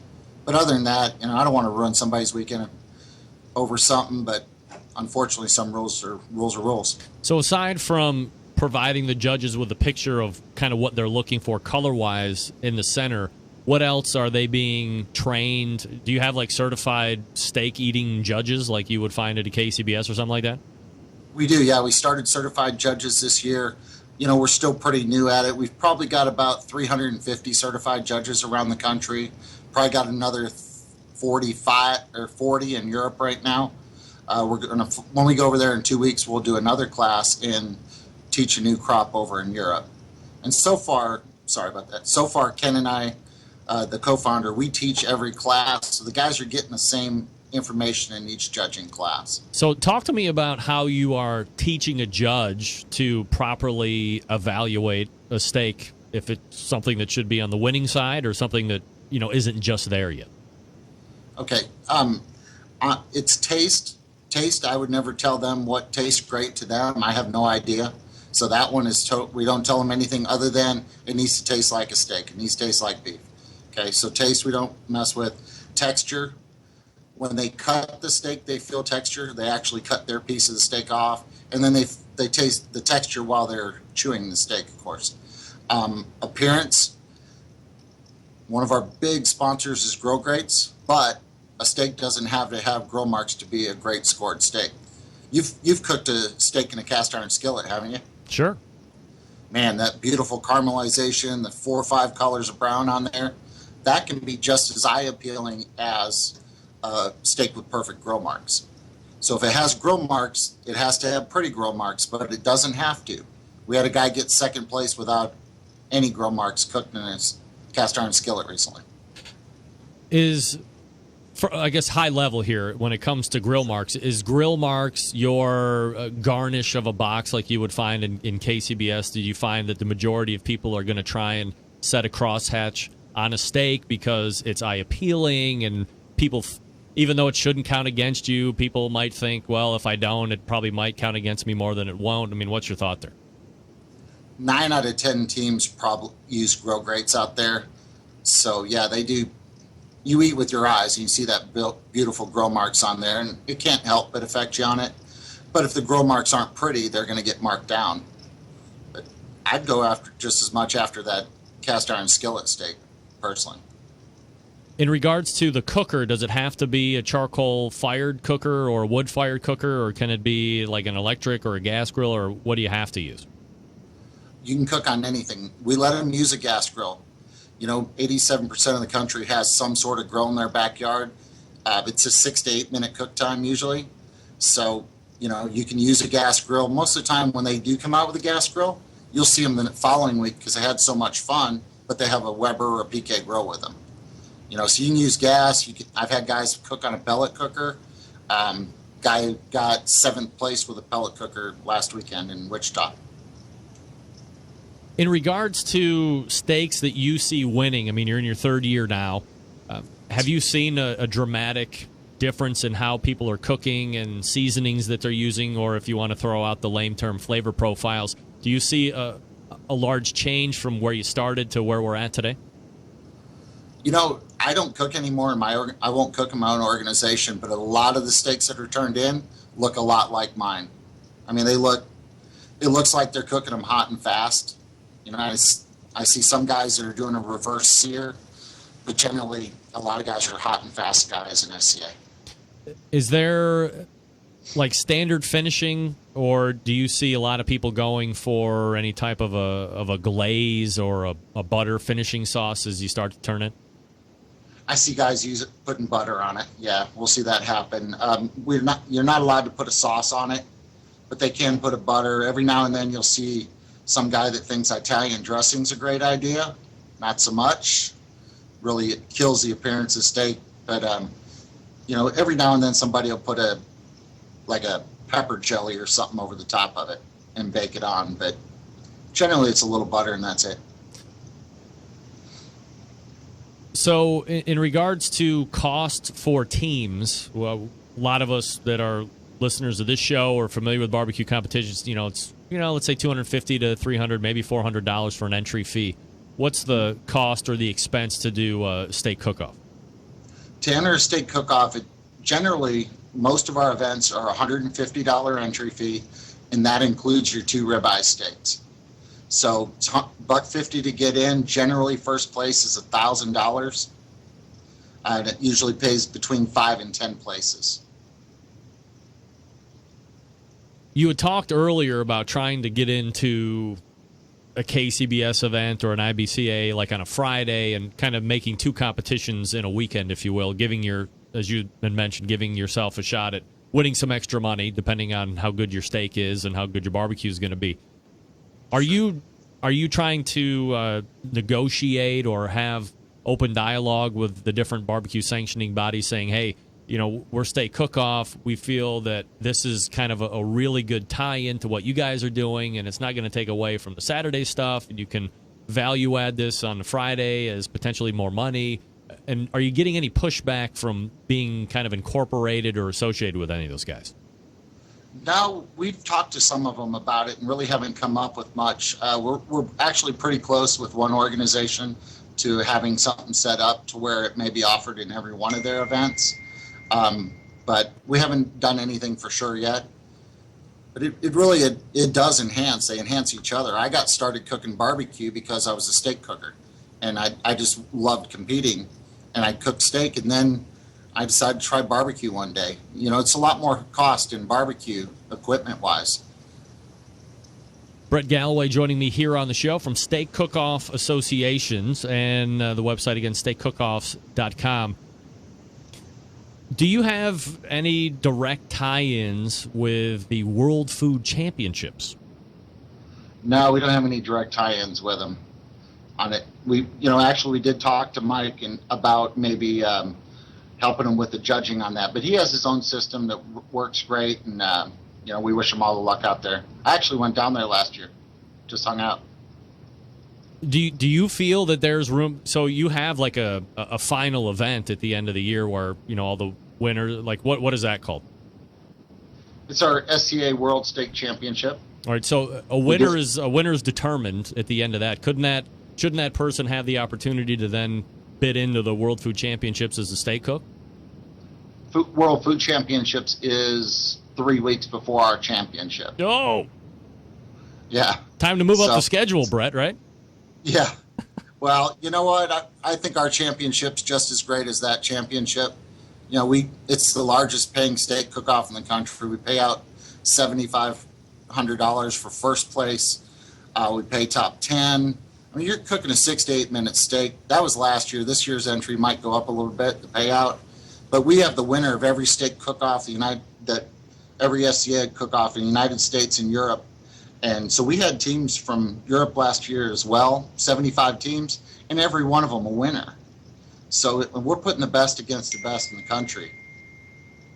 It almost seems like barbecue seems to be so, I don't want to say the same, but it's hard for people to win, right? I mean, you got to find the right profile. You got to be at the right tenderness. Steak almost seems to take the barbecue aspect and tighten it down almost to like a whole new level. So what do you think really separates the really good steak cooks from the guys that aren't able to push over the top? The fine line is you got to get the doneness right. If you get the doneness right, if it's a perfect medium, it's going to be, the cutting of it is easier. If you're way underdone, you're going to get nailed on texture because it's not going to cut as easy. It affects the flavor. It affects the appearance. And so just by looking at the numbers, when they hit doneness, everything else seems to fall in place. When the judges are evaluating the steak, do they put a piece in and chew, like, so I don't want to like make this about the wine world, but when you're evaluating wine, if you're doing it the right way, you take a sip, you swirl around, you spit it out. Do they do the same thing with the steak, or are they eating? They're going to chew that steak, and they'll actually cut the piece off, put it in their mouth, they'll chew on it, they'll taste the flavor, and then they're going to eat the steak. In the old days, they didn't have to. In the old days, it was 5 judges for 80-some teams back when I was cooking, and you better cook a great cold steak. Now with SCA, it's not that way. When you're tasting texture in SCA, you're cutting it, you're chewing it, you're going to get a better judging on it. And it's quick. I mean, we did 122 teams at the championship, and every steak was judged hot and fresh. Not 122, 76, sorry. So when you are cooking it, because in the barbecue world, a lot of pitmasters will tell me, I'm like, well, when do you taste it? You taste it right off. Then they're like, no, we turn it in, we'll wait 15 minutes, and then we'll go ahead and taste it, because we feel that's the point at what time the judges are doing it, so we can really evaluate where our profile and our tenderness is. But not the case with you guys anymore. Don't cook and see where your good tasting cold steak is. If you make a good hot steak, chances are you're going to be judged on a good hot steak. That's correct. If you take it off, put it in the box and walk it up there, turn it in, it'll be judged within minutes. So it's quick. So that resting time, everybody wants that 10-minute rest time, and the steak continues to cook. So that's half the battle, is knowing it's going to continue to cook. So you want to try to hit a certain temperature and let it rise up by the time it hits judge table. Brett, Sylvie in the chat room has just asked a great question, and sure. Let me ask you about it. So you're cooking 16-ounce boneless ribeyes. Correct. Do you require the judges to cut from the 2 different pieces of the ribeye, like the middle part and then the cap on the outside? Or if not, where do you see the judges going to cut from most? Okay. We actually cut the steak in half, so the back piece is for appearance, and they'll look at doneness at the center of the steak. The front part is where the spinalis is, the lip of the steak, and that's where they cut their piece of the steak. So they're all eating it up or taking a bite off the tenderest part of the steak. I mean, we got cookers that will cut that off, which is a disadvantage to them, but sometimes they'll do it. So do you think that the middle part of the steak is all jealous that the spinalis is the one that's being tasted? Because, I mean, that's like the best part, of course. Yeah, it might be, but I don't know what to say about that. Yeah. Steaks don't talk, is what you're supposed to say. Yeah, that's true. Yeah. So, but I mean, that's the part that's being judged for the doneness portion of it. So, that's correct. You said that you did see a high finish for a pellet cooker. Do you see pellet cookers down the road becoming more of a force? I mean, look, let's be honest. A lot of pellet cookers aren't probably giving you, even 500 degrees, let alone 700, 800, 900 degrees. But some of them are pressing up, like the Yoders have a pretty good ability to ramp up temperatures. Do you see them becoming more of a force as time wears on here, or maybe not so much for this thing? I think so. I was at Yoder. That's where we did our cook-off in Wichita at All Things Barbecue, and they cooked some steaks for our class. I ran a class there, and they cooked some on a Yoder that had unbelievable char on it. I questioned him. I said, that was cooked on the Yoder? He said it was. I mean, it had great char. So I think I could see somebody winning on a Yoder for sure. Aside from the ribeye, is there any consideration given to porterhouse or T-bone, or is the ribeye just kind of the old standby? The ribeye was the one we use for every SCA event. We've never cooked anything else actually in our events. And where's the next event going to be at, Brett? Oh Lord, hold on, where are we at? This weekend, I'm in El Dorado, Arkansas. I'll be running that event, and then that's on Saturday, and then we have a Sunday event at the RAR Brewery in Fort Worth, Texas. And the team's there. They've got live music. I heard Pat Green's going to be one of the judges there. He may get up and sing a song or two. Country singer, I don't know if you know. But anyway, got 2 events this weekend, 3 events the following weekend, and then we're off to Europe. All right, so Brett Galloway is with the Steak Cook-Off Association. The website, steakcookoffs.com. If you want to get down with some meat, check out the website, see where the nearest event is to you, and then go ahead and try your hand. Brett, always appreciate the time, man. Thanks for coming on. Thanks for having me on, buddy. Appreciate it. You got Take it. care. There he is, Brett Galloway from the SCA. Who wants to get down with steak right now? Sylvie, great question. Wow. I'm embarrassed that I didn't think of it myself, but let me be honest, I never would have thought of that. Never. That's why you're Lady of Q, and I'm hosting a show in my basement. It's all right. One day it's going to be my day. Not this day, though. Cook Shack manufactures smoker ovens for barbecue lovers with any amount of experience. Whether you barbecue in the backyard, you're on the competition scene, or in a 5-star dining facility, Cook Shack has the unit that will do the job. And with a full line of barbecue sauces, spices, pellets, wood chunks, the perfect one-stop shop. Cook Shack strives to be your barbecue resource center by offering cooking classes, online recipes, how-to videos, 2 blogs, Smoke and Grilling 101s, and a video cooking classroom. Check out their website at cookshack.com or follow them on the Instagrams, YouTube, Pinterest, Twitter, Google+. Get advice or share your passion for barbecue on the World-Class Barbecue Forum. Cook Shack pellet-fired smokers are the choice of champs because they are designed by a champion. Ed Fast Eddie Morin. The FEC 100, the PG 1000 are always customer favorites. The PG 1000 can double as a smoker and grill, low and slow or hot and fast. The pellet grill line gives you the most for your money. Cook Shack residential electric smokers are the #1 smoker in the industry. High-quality meat, high durability, high versatility. Anything you can cook in an oven, you can make in a Cook Shack. Passion, dedication drives Cook Shack's manufacturing, with quality always being at the forefront. Giving you the best in barbecue since 1962. 800-423-0698. That's 800-423-0698. Or again, visit the website at cookshack.com.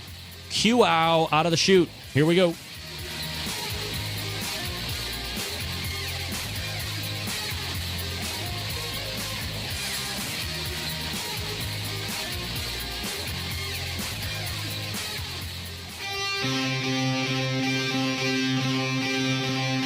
Get in the smoke. Call 877-448-0433 to get on the air. Now, here's your host, Greg Rempe. Welcome back, 216-220-0966. Greg at the BBQCentralShow.com. Thanks again to Brett Galloway from the Steak Cook-Off Association for joining me last segment. Helping me close the show tonight. In my opinion, a team that has been competing at the highest levels pretty much since the get-go, so much so They earned their 75th Grand Championship this past weekend. We head over to the hotline and welcome back Pitmaster of QOW, Mike Wozniak. Mike, how are you, buddy? I'm doing great. 75, Mike. Yeah, it's been a long time coming. When we hit 50, I thought seriously that it'd be about time to retire from this crazy sport. What happened? Just kept going. So let's roll all the way back. When did you get into competition barbecue, Mike? Our first competition was a local rib fest here in Peoria, Illinois, and we cooked our ribs on a rack in a pressure cooker, and then we grilled them off on a gas grill. And you could cook them any way you wanted. It was just a local thing. And then we did another one, and we met Mike Lake. And Mike told us all about Casey Bass. He told us about chicken and ribs and pork butts and beef brisket. And I had no idea what a pork butt was, or the only brisket I'd ever had was corned beef. So he talked us into taking the judging class, and we started cooking Casey Bass in 2001. Fast forward 14 years, did you think after you were judges and you started getting into the whole KCBS competition side of things that you would be doing it at any level 14 years later, 15 years later? Not really. I'm a real competitive person. I raced motorcycles for 11 years. And then when I got my hip busted real bad in an industrial accident, that ended that career. And barbecue's a lot safer than racing motorcycles also. But we still enjoy it. I mean, we enjoy going. Towards the end of the season, it gets to be kind of a grind and everything. In our schedule, we start a little bit later. We used to start always in January down at Lakeland, and we didn't start till the end of March this year, and we took a couple weeks off here. And so we're going to have a week off here and there. We're not going to go and do like 45 in a row like we have been doing. When you were out really getting after it and being in Team of the Year contention, winning Team of the Year, by the end, as you had said, was it always like, oh my God, I can't believe it's the end of November or whatever, and we're still doing this, and we're not going to do it again next year, and then you have the time off, and you're like, yeah, let's just bust ass and get after it again. When you're away from it, is it easy to forget the grind that it was while you're in it? Yeah, that's exactly what happens. The year we won Team of the Year, 2010, we really had a good year. We won the Jack that year, and we won the Kingsford Points Chase thing. And we qualified, of course, to go to the Houston Livestock. And, we thought about it, and we had cooked till December. And then Houston was in February. And we thought, we said, you know what, I just want to stay home. So we politely declined. And now in retrospect, I wish I had done it because we may never get another chance. We've come close, by finishing second at the Royal. But it's one of those things you never get a chance to do. And I wish we had done it. But, that year it was a grind because we drove from coast. I mean, we literally cooked on the East Coast there in the Jersey Shore. And then we cooked in California, we cooked in Minnesota, we cooked down in Texas. We're all over the country, and I think we drove 45,000 miles that year. And by the time December rolled around, we were just burnt out. Mike Wozniak joining me from QOW. Mike, in 2008 and 9 and 10, when you were going across the land, as you were just describing, was it also different flavor profiles or flavors that judges seem to be valuing as winning in different locations? Or at that point, had it gotten a little bit more accepted to be the same whether you're in California or whether you're in New England or Florida or Texas? Well, I never have figured California out. We've cooked there about 3 or 4 times and never have really done very well. But we were talking about this the other day, and we won our first GC in 2001. If I turned that quality of product in at a contest today, it would be near the bottom. I don't know if the flavor profiles are a hell of a lot different. We pretty much have been using the same sauce and the same rubs, since 2004, 2005. What we have improved on is our cooking technique. Chicken, we've tried different things, and we've won Chicken Team of the Year a couple times. We've been second, I think, 4 or 5 times. I never have really, picked up on the butter bath thing. That's real big now. And we've gone back and we're doing rotisserie thighs again. And I'm always been real happy with them because you get the nice clear juices that run in them. And then ribs, since 2008, we've been doing baby backs and pork. We don't do anything special there. We do a real neat presentation. And brisket, we've basically been getting the same brisket since 2004. And it's done the same rub. We got it out of a book sometime back then, and we just use the same rub. It's real simple, just paprika, salt, and like garlic powder and onion powder. No sugar. Is the brisket the Wagyu stuff, or have you not really gotten ever into that? No, we switched to Wagyu in, let me think, 2011, I believe. And the first Wagyu brisket I ever cooked was the best brisket I had cooked up to that point. And we had used the choice grade up until then, and we never looked back. And I've got, I think, 6 big freezers out. I wish I'd bought a walk-in freezer, the amount of money I've spent on freezers, but I just buy them in bulk so I can get them a lot cheaper. Instead of paying $10 a pound, I pay, for usually somewhere around $6.50 to $7 a pound. And they I got a flash freeze. You don't realize the money you keep spending on this sport. So I got a flash freezer, and those aren't cheap. And so you flash freeze stuff. So the idea is to get it down to 0 at the core, so you're not damaging all the water molecules in the meat. And when you thaw them out, they pretty much look just exactly like when you froze them. Do you have any type of special thaw process? You just throw them in a refrigerator and let them come up that way? Yeah, I find that's the best way to do it is throw. Like when we leave for a contest, we're gonna head up to the Masters in May, which is in Appleton, Wisconsin. We're gonna leave Thursday, and I'll get a brisket out for the next week, which we're doing one in Dwight, Illinois. It's only about 70 miles from our house, but I'll get it out, and we've got a real cold refrigerator. And by the time Tuesday of the next week rolls around, it's pretty well thawed out. Thaws out real slow. Mike, in regards to, looking back at 2001 when you started and where you guys are at today, what do you think the biggest evolution or change in competition barbecue has been? Well, I'll be absolutely honest with you. I think the judging has changed the most. When we started, there was about 80 contests a year throughout the country.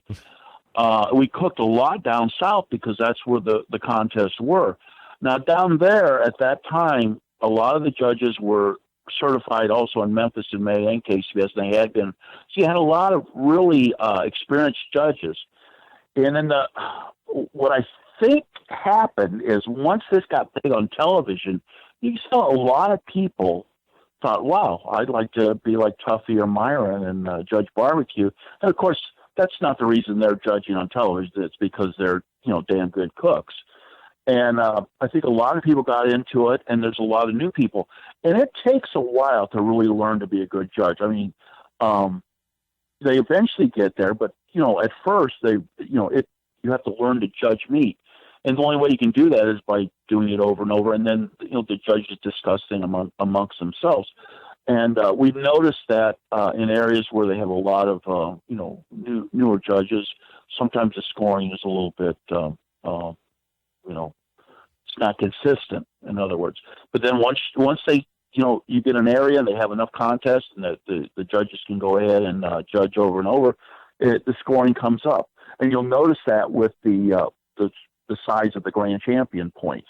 One time we were in a state, and I won't mention it, but the GC was like a 628, which is that's unheard of. That's like the bottom of the pack now. Yeah. And I think really now you see most of the time GC, most of the time around the country will be somewhere around 685 to 700. Yeah. and we're seeing it fairly consistent. Mike Wozniak joining me here on the show, pitmaster of QOW. Mike, for people just getting into competition barbecue, is the advice to judge 3 or 4 events first and see where the flavors are and see what's winning before you decide what you want to do as a team? Yeah, I would do that. We took the judging class first. We never did really judge. Off and on I judged here and there, but we never really were judges and went out and actually, signed up for a KCBS contest to judge. But that's probably the best advice. It's also the cheapest. I used to teach a cooking class with Scotty Johnson for his charity, and I always told him, I said, listen, my advice to you is become a judge. It's a lot cheaper. And I said, if you want to be a cook, I said, just need to go out and buy the biggest motorhome or the biggest trailer you'll think you'll ever need, because you will get there eventually. And, we learned that. We went through 3 motorhomes, and I think we're on our 3rd enclosed trailer, and we had some other open trailers when we first started. In fact, we just sold our liner 45-footer. We sold it to Donnie Bray of Warren County Choppers. And when he was getting ready to leave with the motorhome, he goes, yeah, now I've got to sell my trailer. And I go, well, describe it to us. And so we ended up buying his trailer. I mean, do you have to have those toys to really be out on the circuit these days, do you think? It makes it a lot easier.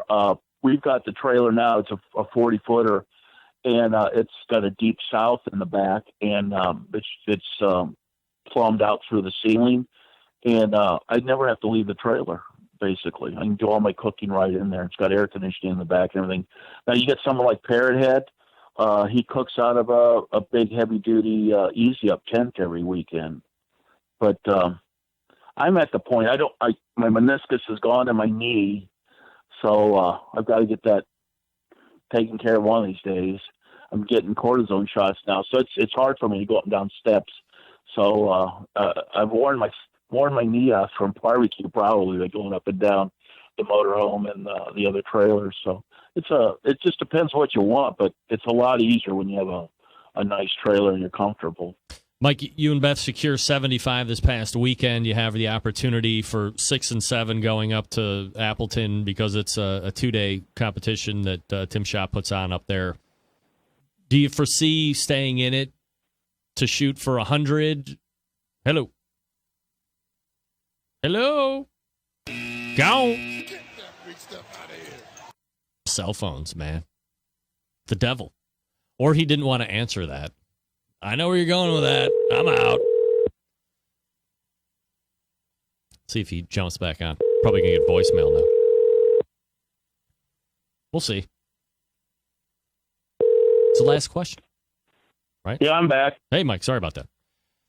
So do you foresee staying in it to get to 100, or is that not even like on the radar? Greg, I couldn't hear you. I'm sorry. No, I was going to say you and Beth pulled down 75 this past weekend. You're going to go up to Appleton. You have the opportunity to get numbers 76 and 77 since it's a 2-day event that Tim Shaw puts on up there. Long term on a high level, do you want to stay until you at least get a good hard look at 100, or is that not even on the radar for you guys? Well, our next goal, 71 of those 75 are KCBS sanctioned events. So 4 of them were, 2 of them were the best of the best invitational in Douglas, Georgia, that the Barbecue News used to put on. Yep. And then we won the Open down there. And then the other one was the Chicago Winter Burn, which it wasn't sanctioned, but it was a qualifier. So our next goal would be to get 75 KCBS contests under our belt. I'm not sure anybody else has that many. I know there's a few of them that are close. Darren Worth, I think, has 60-something. Rod Gray, it's either in the high 50s or low 60s. Johnny Trigg, I'm not sure. Last I heard, he was in the 50s. And then Parrot had got 50 here, I think last year. Yep. So, I think Mike Davis from Lauderdale, I think they're in their 50s or maybe 60s. Mike Davis. So you're like I may be forgetting someone. I apologize if I am, but I know we're near the top there. I was gonna say, so you got to be like you got to be the winningest, one of the winningest teams in KCBS in the history, then. Yeah, and I mean we have some other like we were the first team to have a perfect season. 2006, they only counted your top 5, and the maximum points was at a contest with 50 or more teams, and right. We had 5 of those in by the early part of August, and then they, KCBS instituted a tiebreaker, and we the tie went all the way up to 9 places, and at the 10th place, I think Mike Davis beat me by 1 point for the tiebreaker. And then, like at the Jack, I think we may be the only team that have won a trophy. They only paid 5 places. We've won a trophy in every category, at least one. And it's funny, the last one that we needed was sauce, and we finally got that in 2014. Go ahead. Go ahead.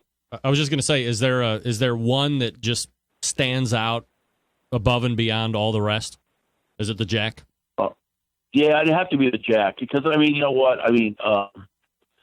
It was really emotional to win that. We won a lot, and I bet the wife was crying, and I was pretty emotional about it. It's just there's something, and I don't know how to describe it.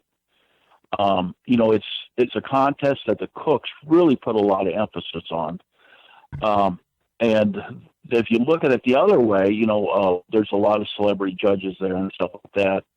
So you really have to cook well, but you really have to get lucky. You have to hit, 2 or 3 really good tables. And so there's a lot of luck involved. Just getting there, some of the best cooks, hardly ever get there because of where they live, where they cook all the time.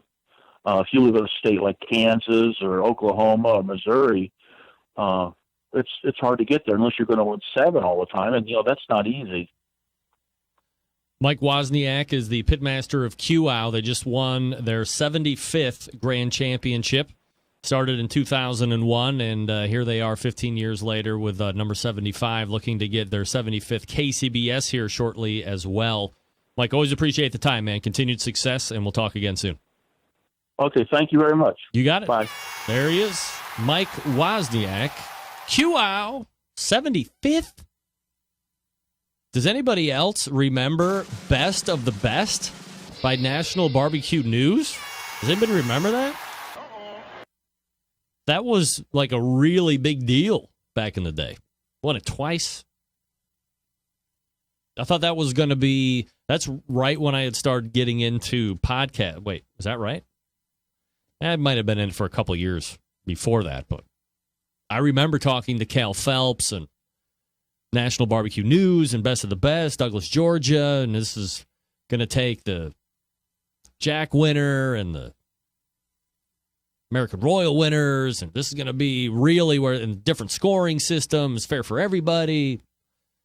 Let's go. Hey, it happens. All right, let's wrap it up. All the way back in the first hour, we talked with Danielle Bennett, BBQ. BBQ.ca is her website. The book is out. Diva Q's. Number 1 right now in the new release for Amazon.com. Last week it was number 1 on pre-release sales, doing very well. If you don't like shopping online, you can get it at any bookstore. Diva Q's, 195 recipes. A reference guide, if you will, to keep going back to real food, real barbecue. Get it, love it. In the second hour, we talked with Brett Galloway from the State Cook-Off Association. And we finished it up with Mike Wozniak from QOW, the winningest man in KCBS. How about that? That's how we end the show. That's right. We got a show that is locked and loaded already for next week, but no names, please, as of yet.